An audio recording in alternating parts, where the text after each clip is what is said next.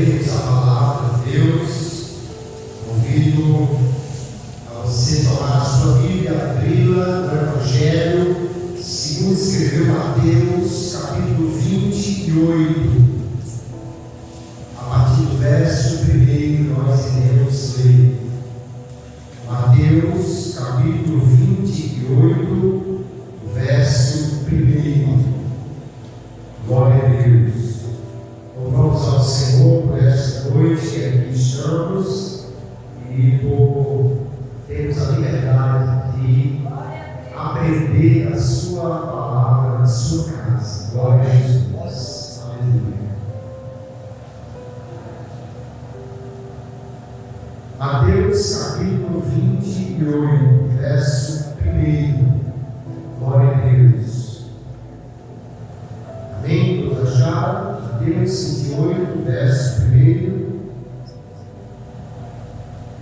Diz assim: passado o sábado, no começo do primeiro dia da semana, Maria Madalena e a outra Maria foram ver o túmulo. E eis que houve um grande terremoto, porque o anjo do Senhor desceu do céu e, aproximando-se, removeu a pedra e sentou-se sobre ela. O aspecto dele era como um relâmpago e a sua roupa era branca como a neve. E os guardas, com medo do anjo, tremeram e ficaram como se estivessem mortos. Mas o anjo, dirigindo-se às mulheres, disse: não tenham medo. Sei que vocês procuram Jesus que foi crucificado.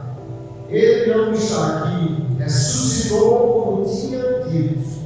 Venham ver onde ele jazia. Amém. E graças a Deus por sua palavra. Querido Pai, obrigado por estarmos esta noite reunidos na tua casa. Podemos aqui ler a tua palavra e agora trazê-la ao nosso coração, Senhor. Pedimos que teu Espírito fale conosco, nos dirige, nos guie, Senhor. Nos faça compreender a tua palavra, iluminando a nossa mente e o nosso coração, para que possamos trazer essas verdades à nossa vida e viver de acordo com elas. Te louvamos e te agradecemos por tudo, Pai, no nome de Jesus. Amém. E graças a Deus por sua palavra.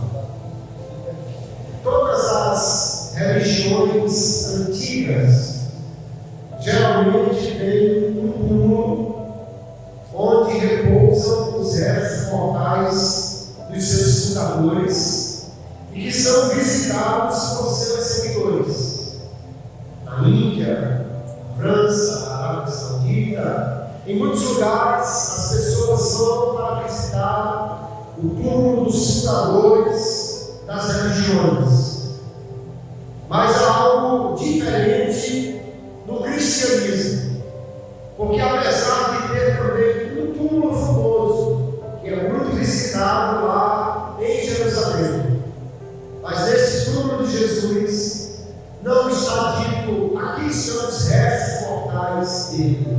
Lá está uma placa registrando as palavras do anjo que disse: não está aqui, mas ressuscitou. Porque diferentemente dos outros fundadores de religião que estão mortos, Cristo está vivo. Aleluia. Ele está vivo e nesta noite nós vamos falar sobre um fato fundamental, um evento central para a fé cristã, que é a ressurreição de Jesus. Quando o apóstolo Paulo trata sobre esse assunto na primeira epístola aos Coríntios, capítulo 15, verso 4, ele diz: se Cristo não ressuscitou, é vã a nossa pregação e a nossa fé. Porque se Jesus não tivesse ressuscitado, o cristianismo ainda teria muito a oferecer em termos de princípios morais, de recomendações para a vida, mas seria apenas uma religião humana, como todas as outras. Seria apenas uma igreja vivendo de um testemunho passado e de reflexões para a vida. Porém, nós vamos ver nesta noite que aquele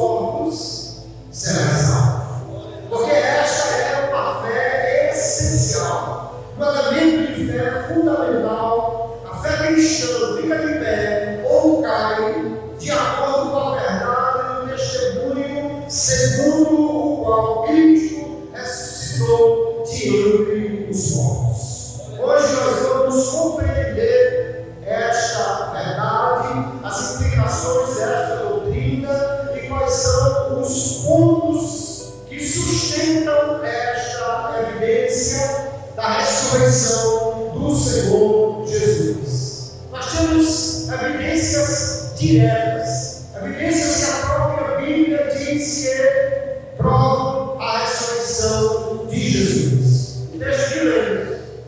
Diz, segundo o relato de Mateus, que terminado o sábado, porque os judeus não contam o dia do nascer ao pôr do sol como nós, eles contam o dia da tarde ou do pôr do sol ao outro dia.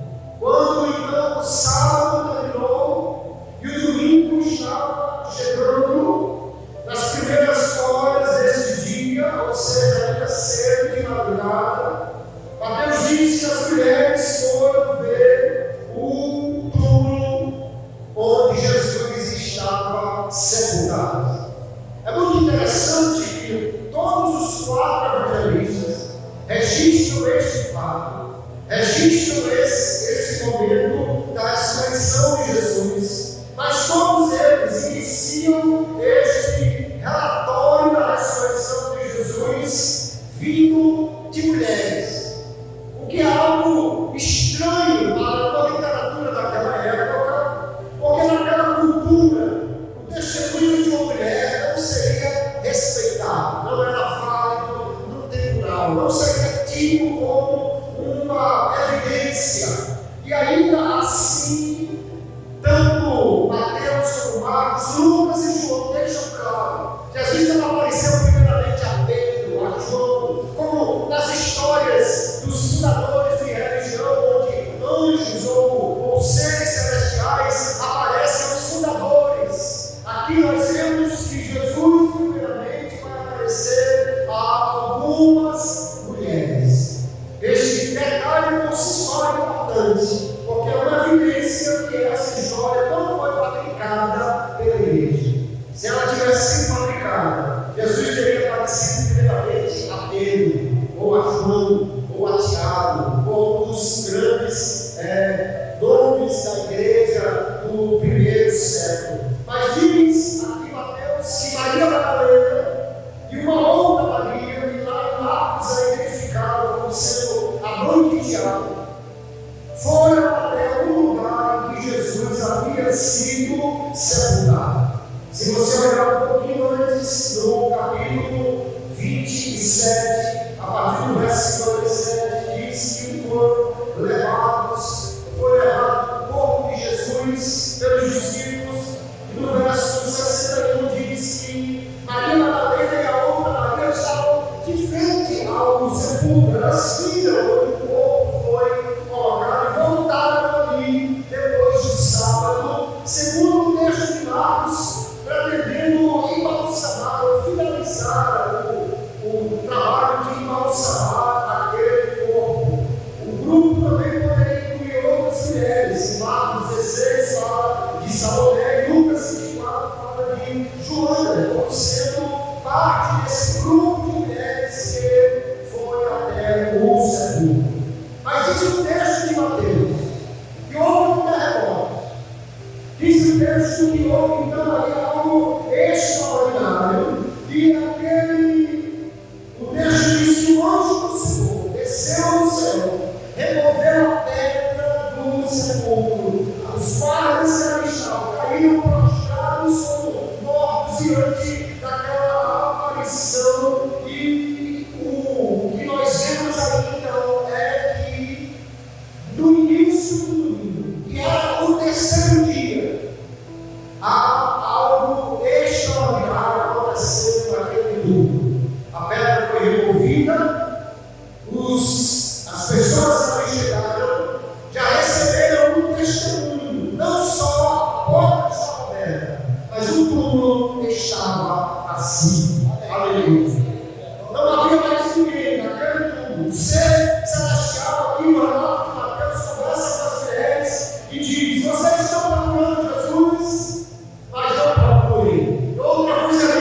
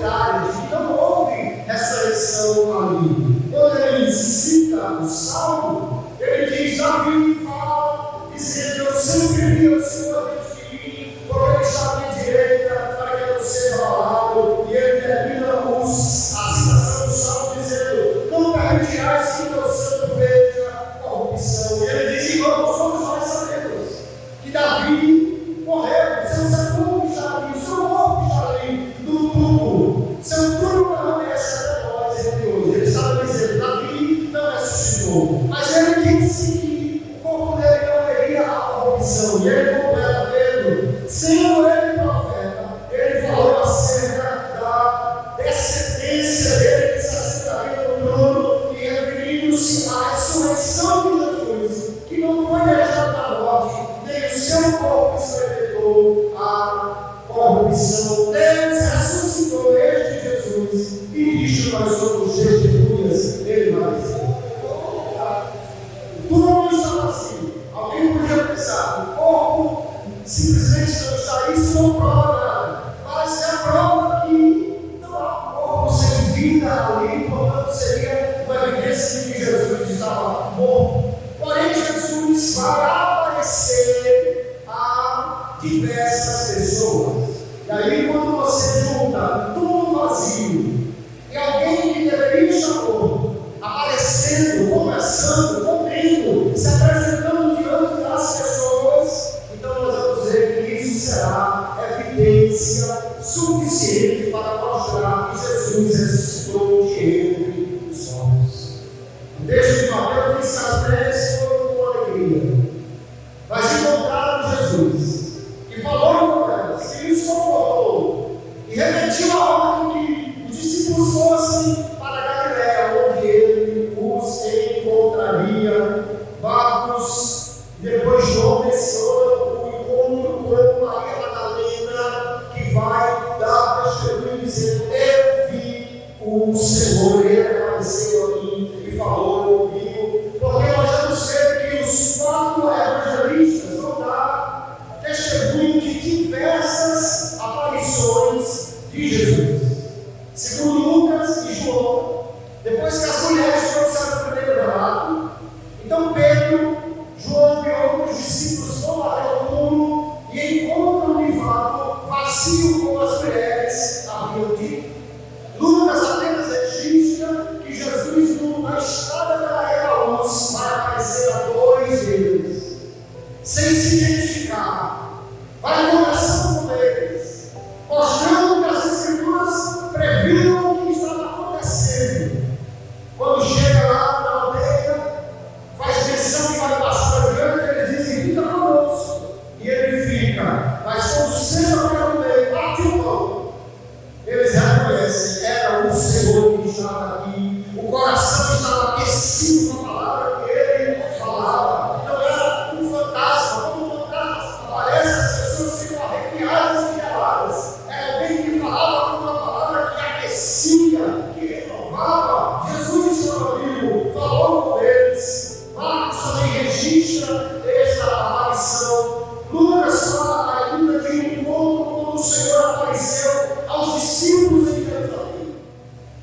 Eles estavam com medo, trancados, mas Jesus apareceu primeiramente, sem Tomé estar presente. Uma semana depois apareceu de novo com Tomé presente, porque Tomé havia dito: eu só creio se eu colocar as mãos do seu lado, nas feridas. E Jesus aparece e diz: Tomé, seja crente e não incrédulo. Toca aqui do meu lado, veja se o Espírito tem corpo de carne como mel. Ali Jesus dissipa as dúvidas dos discípulos, mostrando que ele está de fato vivo. Ainda Mateus vai registrar o encontro do Senhor na Galiléia, no verso 16.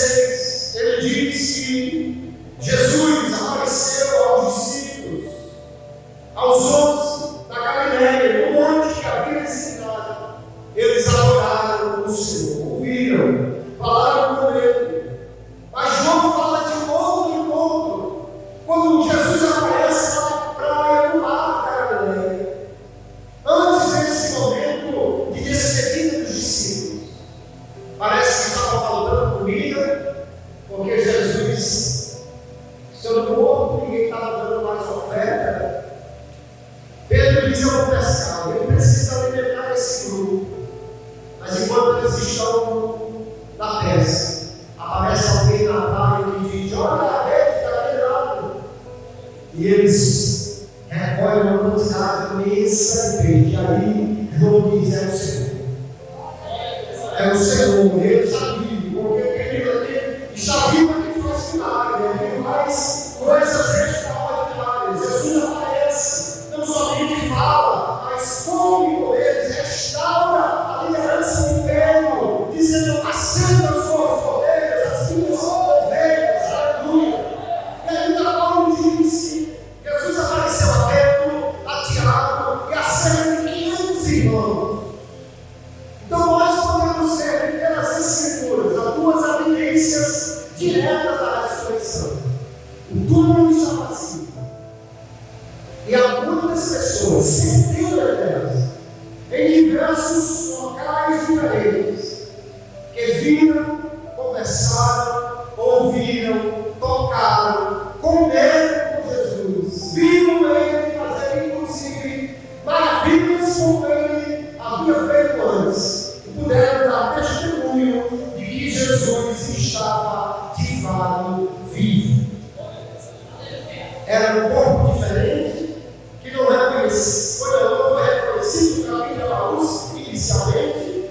Era um corpo diferente, que agora atravessou as portas fechadas onde eles estavam e apareceu a eles dizendo: Pai, seja convosco. Mas era o mesmo Jesus que estava agora vivo e dirigindo-se a eles para lhes dar este testemunho. Lucas diz, em Atos capítulo 1, que Jesus apareceu durante 40 dias aos discípulos, com muitas infalíveis provas. Porque para eles era a evidência clara que Jesus havia ressuscitado de ele dos mortos. Mas Mateus vai registrar aqui no seu evangelho a primeira objeção que alguém faz à realidade da ressurreição. Não vai faltar alguém que diga: não, ele não ressuscitou, é mentira isso. Qual é a primeira objeção? Mateus diz que os guardas, verso 11 em diante do seu capítulo 28,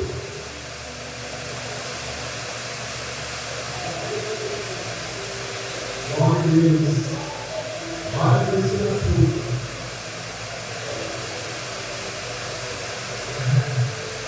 Glória a Jesus pela cruz. Vamos continuar. Glória a Deus. Glória a Deus. Glória a Deus. Glória a Deus. Glória a Deus. Para purificar o alto.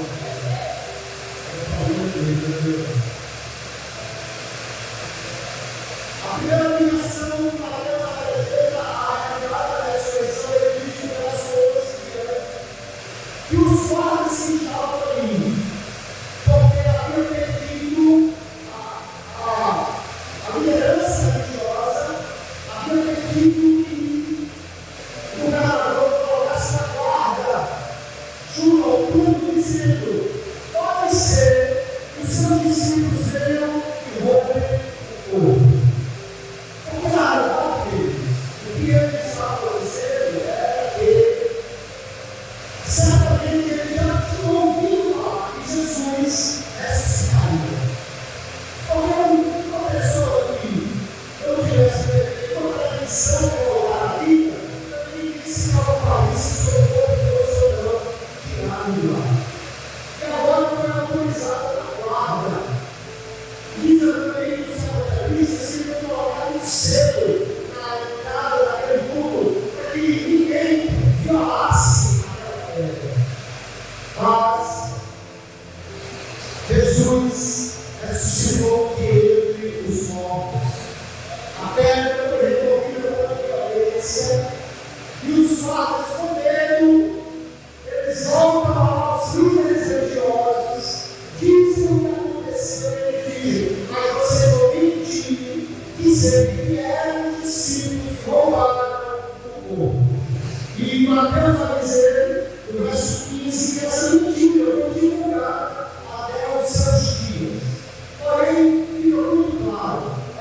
mentira que Jesus não ressuscitou. É uma mentira que o seu corpo foi roubado. E os seus discípulos, praticamente todos eles, morreram a morte de um mártir. Quase todos os apóstolos sofreram mortes terríveis. Quem morreria por uma mentira? Quem entregaria a sua vida por algo que eles mesmos fabricaram? Nós vamos ver que apenas o corpo sem vida é enterrado em outro lugar. Jamais seria capaz de fazer discípulos o que a ressurreição de Jesus fez, de transformá-los de medrosos em ousados pregadores de outra verdade. Essa é uma noção mentirosa, deve ser totalmente rejeitada, porque há evidência suficiente para mostrar que Jesus estava vivo. Na religião judaica, violar tudo é uma ofensa grave naquela época.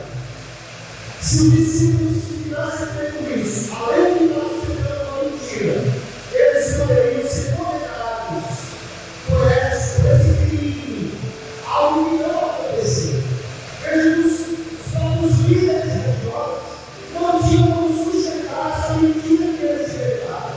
Porque se isso fosse verdade, eles queriam que mudar eles apóstolos pelo crime de violar uma sepultura que não fizeram isso. Depois outras objeções vão surgir ao longo da história. Há uma objeção falsa, uma teoria falsa que diz que Jesus apenas ensaiou e voltou a si dentro do túmulo. Porém, há muitas evidências contra essa falsa objeção. Primeiro, que nós vamos olhar para Marcos capítulo 15 e também João capítulo 19, que a morte de Jesus foi atestada por um soldado romano, que era alguém treinado, ensinado para identificar se alguém de fato estava morto. Aliás, o evangelista vai dizer que, para ter certeza, o corpo de Jesus foi atravessado por uma lança que furou o seu coração, de onde saiu água e sangue, provando que realmente ele já estava morto. Além disso, o seu sepultamento foi acompanhado. O texto de Mateus nos diz aí que os discípulos de Jesus vão até ao governador Pôncio Pilatos e pedem o corpo de Jesus. José de Arimateia, Nicodemos, identificado como discípulo de Jesus, que pedem o corpo e preparam esse corpo para o sepultamento. E nós já vimos que as mulheres viram o lugar onde ele foi sepultado. Além disso, é lógico que o homem que havia sofrido todos os açoites que Jesus sofreu, que havia sido crucificado, que havia sofrido como ele sofreu, lacerações por todo o corpo, inclusive o crânio por causa da coroa de espinhos, dos punhos e dos pés por causa dos grossos cravos que ele foram pregados ali. Este homem, se tivesse voltado à vida, não teria mais forças para rolar uma pedra que calcula-se pesava entre 1,5 a 2 toneladas para sair do túmulo sozinho. Fica claro que esta é uma conversa que não se sustenta. Há uma outra falsa teoria que alguém inventou depois, que as mulheres tinham ido a um túmulo diferente. Em vez de ir ao túmulo onde Jesus foi sepultado, elas foram para o túmulo que estava vazio. Mas essa mentira não se sustenta. Fica claro no texto de Mateus e nos demais evangelistas que elas viram qual era o túmulo. Elas foram até lá, viram qual era. Além disso, é muito fácil identificar qual era o túmulo de Jesus. Deveria ser o único que tinha guardas na porta e o único que tinha o selo do imperador sobre ele. Quem colocaria guardas na porta para outros túmulos de pessoas que estavam mortas há tantos dias? Então era fácil saber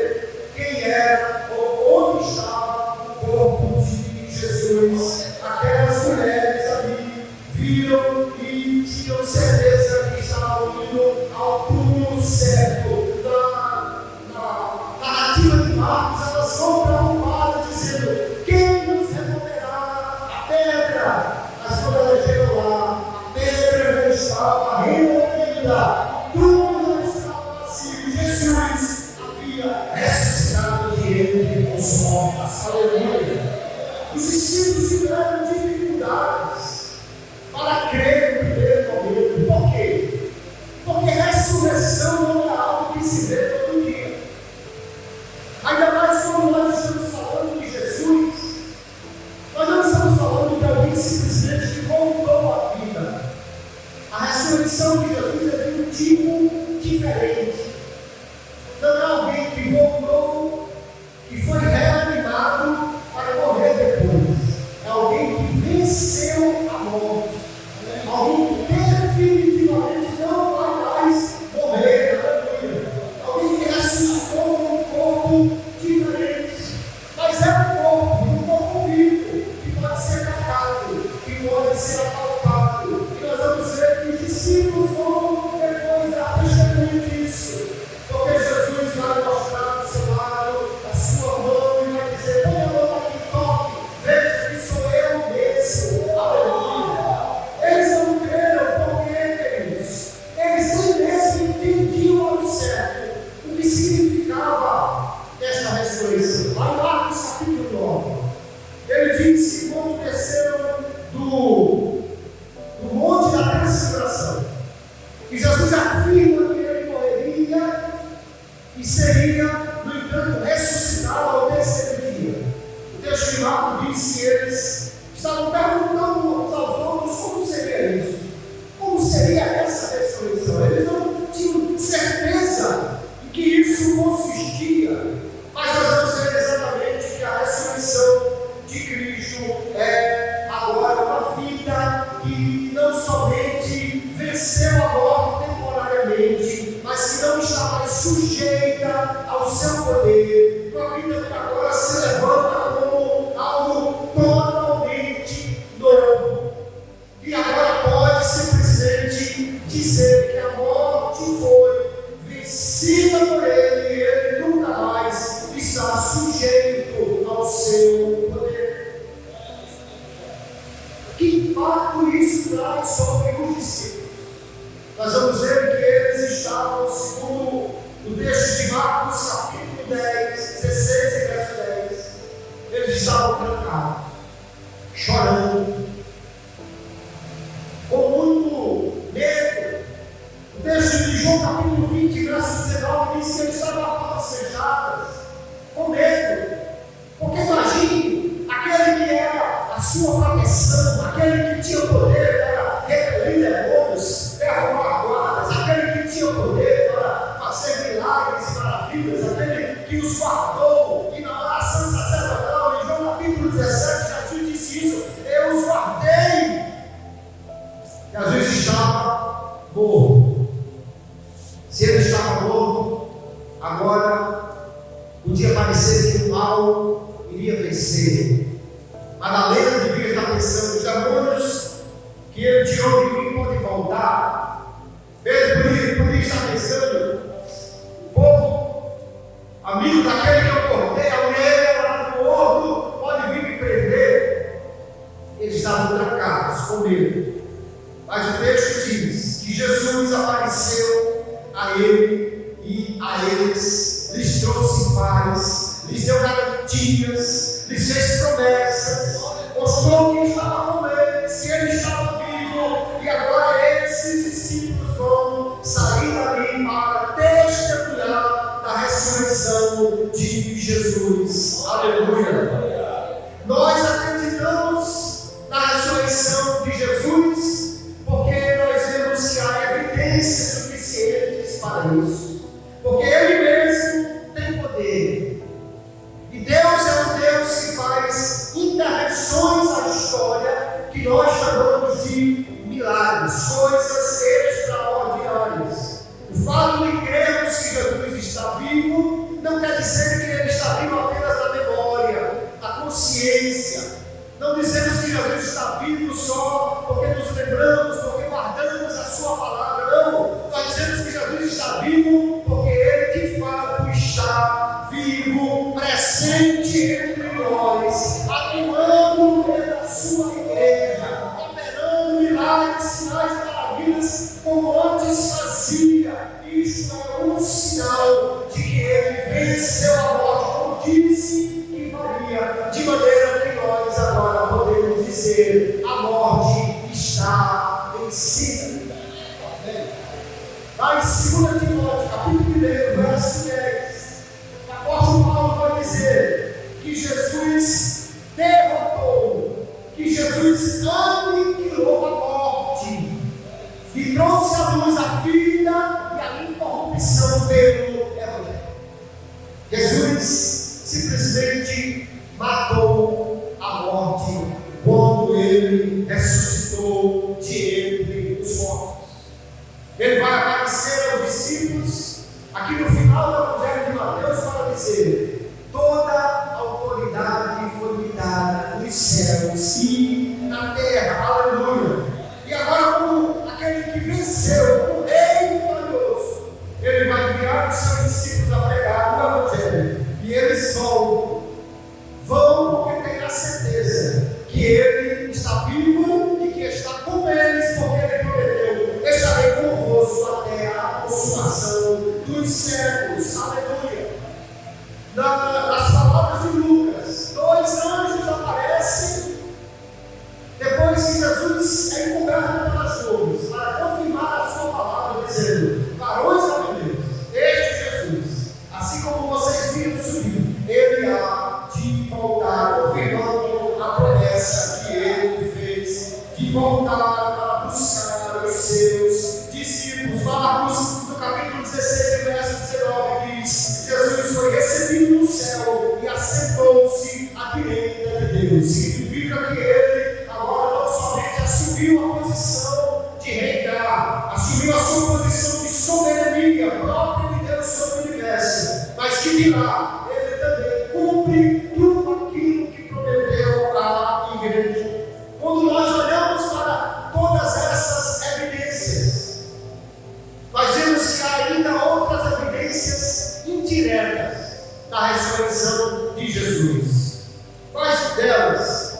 O dia da oração, o dia do Senhor, foi mudado do sábado para o domingo.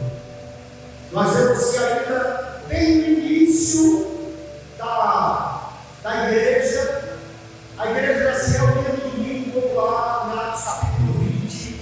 Paulo relata que no primeiro dia da semana eles estavam reunidos.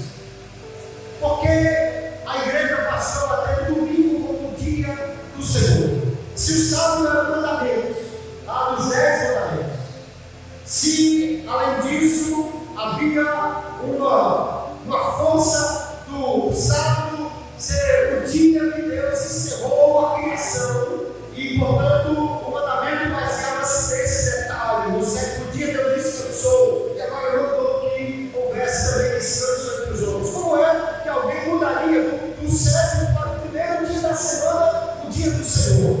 É porque esse dia ficou marcado na história, na mente dos discípulos, como o dia que Jesus venceu a morte, que ele ressuscitou de entre os mortos. Aleluia!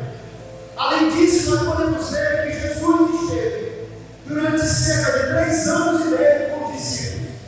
E o que ele lhes ensinou? Ele lhes ensinou sobre o reino de Deus. Ele lhes ensinou sobre a vida para agradar a Deus. Ele lhes ensinou sobre o perdão, sobre o amor. Mas Jesus quase nunca falou sobre ressurreição.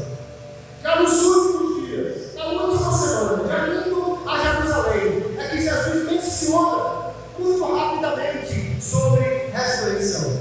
Mas quando você vai para o livro de Atos dos Apóstolos, capítulo 2, capítulo 3, capítulo 4, capítulo 5, todas as vezes que os apóstolos estão diante de uma multidão e eles vão pregar, eles não pregam sobre o amor, eles não pregam sobre o reino, eles não pregam sobre o perdão, eles não pregam sobre essas coisas, mas eles pregam, como lá em Atos capítulo 4, verso 10, Pedro vai dizer: seja conhecido de todos nós e de todo o povo de Israel, que em nome de Jesus Cristo Nazareno, aquele a quem vós crucificados, e a quem Deus ressuscitou dos mortos, em nome desse é que ele está sangueando a morte. Aleluia! Porque todas as vezes que eles vão pregar, não há outro tema, não há outra verdade, não há outro testemunho na boca deles. Eles dizem: Jesus ressuscitou, vocês mataram, mas Deus tirou ele do túmulo, vocês me sepultaram, mas Deus levantou de entre os mortos. Jesus ressuscitou, queridos, e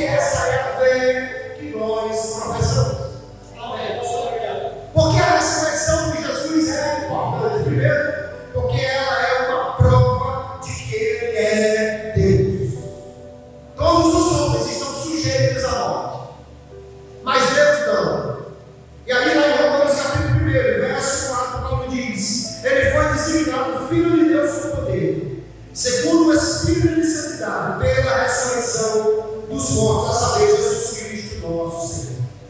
O fato dele ter vencido a morte é prova da sua divindade. Somente Deus poderia vencer esta morte. Além disso, a sua ressurreição é prova da sua vitória.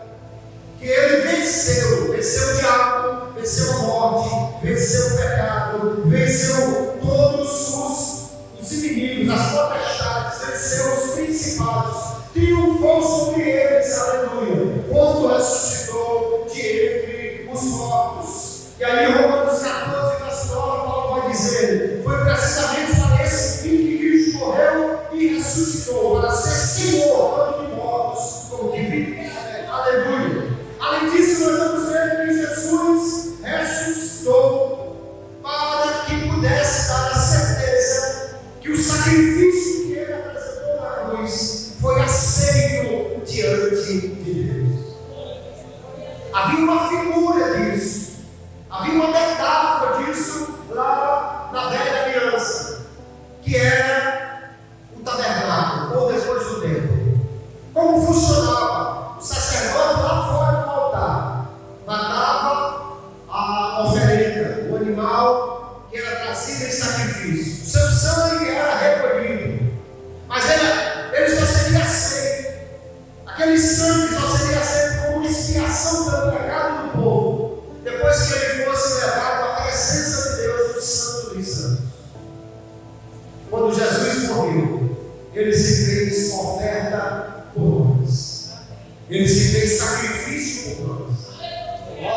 Mas quando ele aparece na Maria Madalena e as mulheres vão no túmulo, e elas talvez pensando: pronto, Jesus está ressuscitando, vai ficar aqui. Ele diz assim: não me detém ainda, porque eu ainda não subi para meu Pai. Mas quando ele sobe à presença de Deus, é como se o sacerdote tivesse entrado no santo lugar, atravessado todo aquele espaço e chegado ao santo dos santos, à presença de Deus, onde o sangue seria apresentado e recebido como oferenda pelo pecado.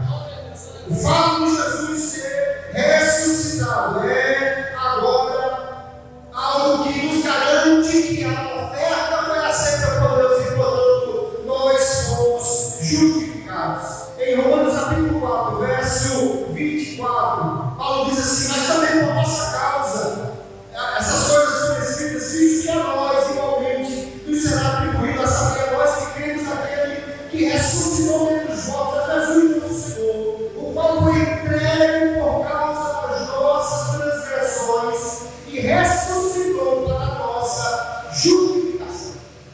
Aleluia. Porque ao ressuscitar, ele está na presença de Deus, que são dos anos. Como Marcos diz, assentado agora no trono de Deus, nós podemos ter certeza. O sumo sacerdote Jesus entrou com a oferta na presença de Deus e ela foi recebida e nós fomos justificados por ela. Além disso, a ressurreição de Jesus é uma prova de que ele será o juiz que um dia há de julgar todos os mortos que ressuscitarão e comparecerão diante dele. Lá no seu discurso na Leão, Atos capítulo 17, verso 31, Paulo diz que Deus estabeleceu o dia em que julgará o mundo com justiça por meio de alguém que ele escolheu, e para que todo mundo tivesse quem é ele, soubesse quem é esse. Ele diz: e deu certeza Cristo a todo, ressuscitando dentre os mortos. Aleluia. Conta-se que um grande general, voltando de uma guerra que ele saiu vitorioso, perguntou aos seus generais ali: o que vocês vão fazer quando voltarem para casa? Um disse: eu vou criar cavalo, o outro disse: eu vou fazer uma plantação. Cada um tinha os seus projetos. Um deles disse: eu vou fundar uma grande religião. E aquele homem voltou para ele e disse: isso é muito fácil, é só você morrer e ressuscitar o terceiro dia. É muito fácil morrer, mas ressuscitar o terceiro dia está fora de cogitação para qualquer um. Mas Jesus ressuscitou de entre os mortos, e porque ele ressuscitou, ele é o juiz que Deus estabeleceu para julgar todos os homens.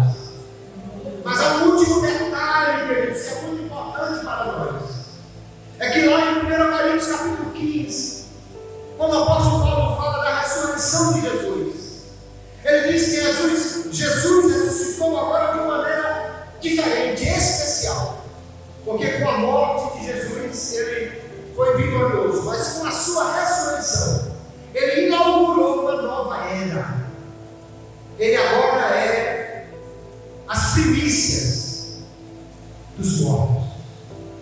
As primícias. Primícias era algo que era colhido em primeiro lugar na época da colheita e ofertado a Deus. Aquela oferta da primeira colheita seria uma garantia de que Deus abençoaria o restante da colheita. Quando Paulo diz que Jesus é o primogênito entre os mortos, a primícia dos que dormem, ele está dizendo que assim como Jesus morreu e ressuscitou, ele diz, o Senhor também nos ressuscitará pelo seu poder. Aleluia.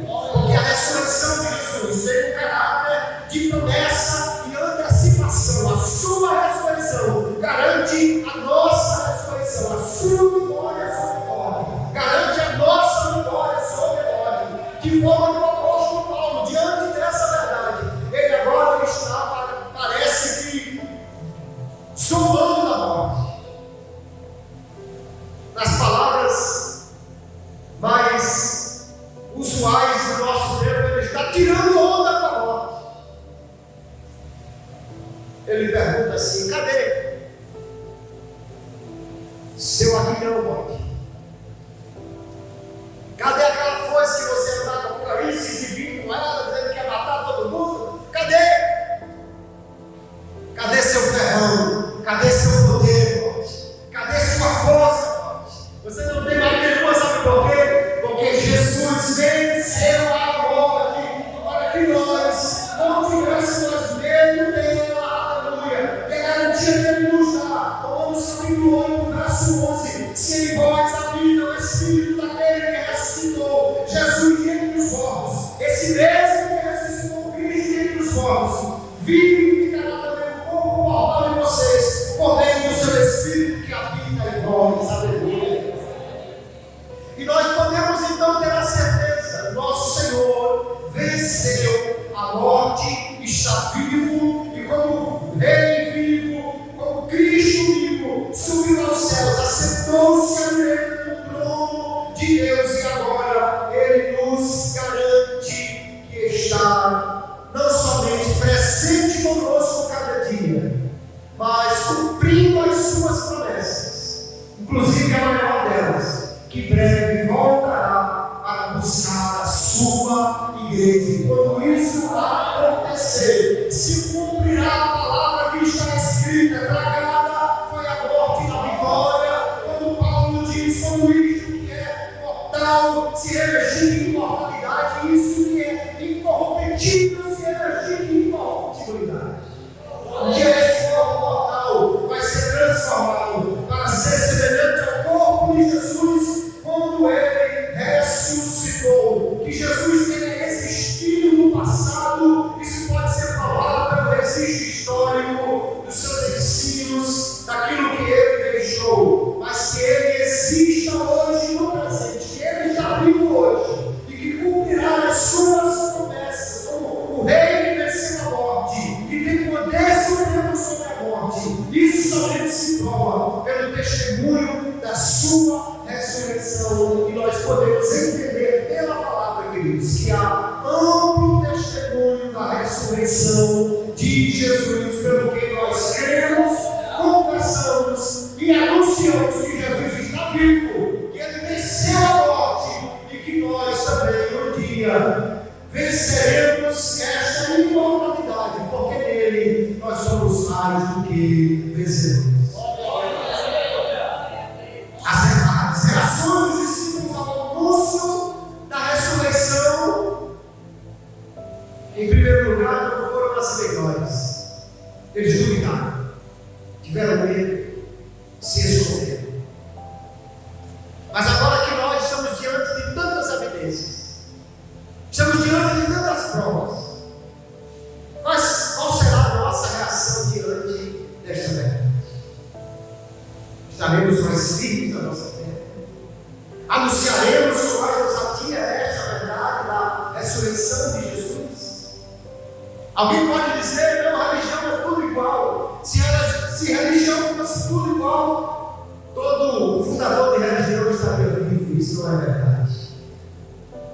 Não, a religião, o cristianismo não é apenas uma religião humana.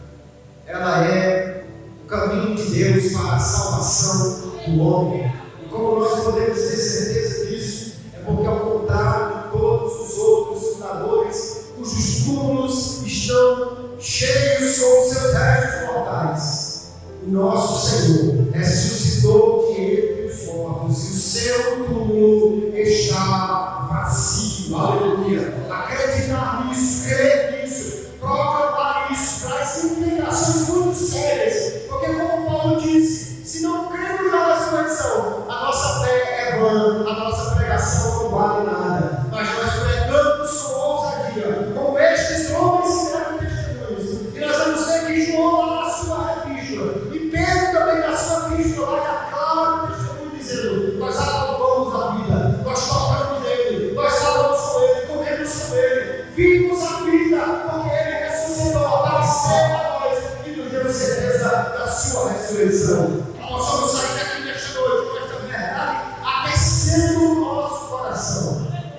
Neste final de semana que o mundo fala do Cristo morto, mas nós proclamamos o Cristo vivo, aleluia, o Cristo que venceu, o Cristo que não está mais na cruz. Nós podemos olhar para a cruz, não para nos lembrar do Cristo, mas para lembrar da vitória, aleluia, porque a cruz estava vazia, o túmulo está vazio, mas o trono está ocupado, ele está vivo, ele anda sentado à direita de Deus, em breve voltará para a luz da glória e estamos com ele para todo sempre. Que Deus nos abençoe e que esta verdade faça pulsar o nosso coração com graça neste noite. Saímos aqui alegres por conta da verdade. Amanhã, domingo, qualquer dia que você encontrar alguém que lhe pediu uma boa notícia, diga para ele: Jesus ressuscitou. Esta é a melhor notícia. Ele está vivo. Essa é a melhor notícia para proclamar, porque ele venceu a morte dele. Nós somos mais do que vencedores. Que Deus abençoe a todos no nome do Senhor Jesus. Amém.